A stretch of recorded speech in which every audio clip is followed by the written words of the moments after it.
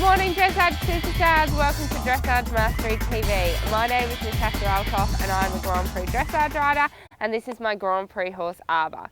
We have a gorgeous question from a Dressage Mastery Academy today about how to hold the double reins in a double bridle. So I thought for the people out there that are curious or wondering about it, I'll do a video on that. So when you normally ride a horse, you ride a horse with the snaffle. So forget that these reins are there, and you've got your normal reins. And to hold your normal reins, you have the rein in between your pinky and your ring finger. And that just gives it a gorgeous feel. So when you want to, talk to your horse like this, and you can see me just opening and closing my fingers a little bit, and the rein is wobbling a little bit.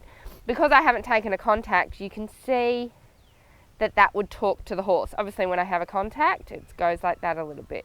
And I can go from being quite strong in the rein to whisper, oh there's a wiggle in it, to whisper thin. So I'm talking to the horse right now and you can't even see it.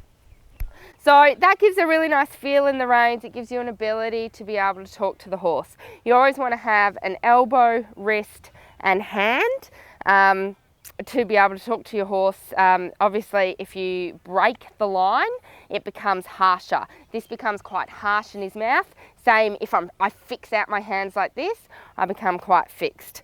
So you want to have that gorgeous line so you can have that line of communication that comes through. So when you have a double, basically, when you have a double, you want those reins to be able to, the double rein to go between, or the curb rein, to go between your ring finger and your middle finger now. So now I have two sets of reins, one coming between the ring finger and the pinky, and now the ring finger and the middle finger. And that still allows me to have my main rein. When you ride with a double, ride with a curb, you want to be very clear when you want to use the curb, and it's not often.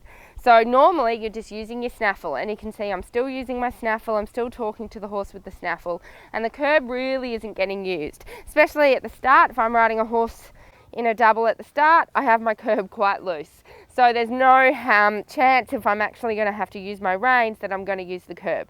Obviously, when the horse is in Grand Prix and I need to use the curb occasionally, then I might take up the contact a little bit. But to use the curb, I then need to use my top finger.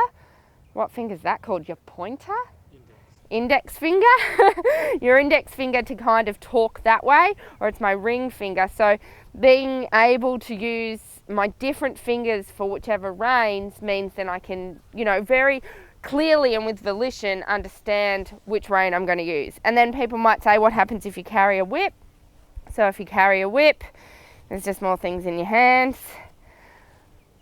But your whip gets held in your fist, basically like that. And then you've still got your rein here to use your ring finger, your index finger if you're going to use the curb, and obviously the whip if you need to use the whip. It does get a little bit confusing at the start, especially if we go off and walk. And the test asks for medium walk, and then KB, allowing the horse to stretch. So you've got to be able to give those reins and allow the horse to stretch. And then let's say at B, you've got to pick up medium walk. You've got to be able to pick up those reins very quickly without the horse lifting its head and without you, of course, dropping your reins. So that's just a bit of practice, a bit of fun. People say, well, why use the double? Why have a curb? Unfortunately, in the Grand Prix rules at the moment, to compete Grand Prix, you must have the horse in a double bridle. And if you ride your horse in a double bridle, you must also wear spurs. So that's just the rules they are at the moment. My horse, Arbor, does not like the double. He absolutely loves the snaffle. He goes a lot better in the snaffle, but I can't legally compete in an FEI Grand Prix in a snaffle. And I used to really struggle because I'd ride him at home in the snaffle and I'd just put him in the double for a comp and he wouldn't go very well. And I was like, what do I do? What do I do? Because a lot of riders do that, ride a lot more in the snaffle and maybe once a week in the double. And that might work for some horses. So you've got to see what works for your horse. I had a lesson with Rafael Soto and he said his horse, his Olympic horse, Invasor, also didn't go well in the double. So Invasor was just in the double for the rest of his life. So Arbor's the same thing. He's pretty much 99% of the time in a double when we work those movements, so we can make sure he's good when we go into the Grand Prix. So trust that helps. Looking forward to answering all your other questions. For those of you who are playing along, yes, I am now 28 weeks pregnant. 12 weeks to go. You have no idea how excited I am that I'm in the home stretch. So really excited. And also I'd love to announce the book winner from last month. We had a competition and the competition winner is...